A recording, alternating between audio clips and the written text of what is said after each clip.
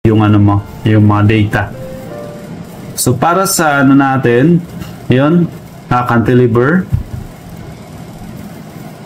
Sa cantilever is of course 8. Then FY natin is 415. So that is 0.06. So tama. And para sa simply supported naman, L over 16.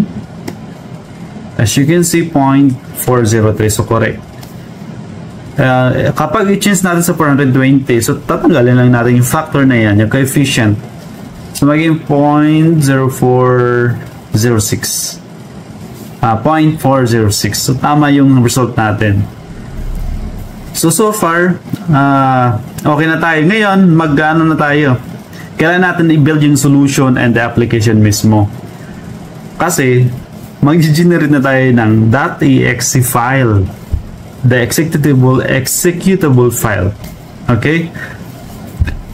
Okay, so click lang ninyo yung apps na yan, then i-follow ninyo yung path. As you can see, ito yung .exe, yun na yung apps. Copy-paste na yan.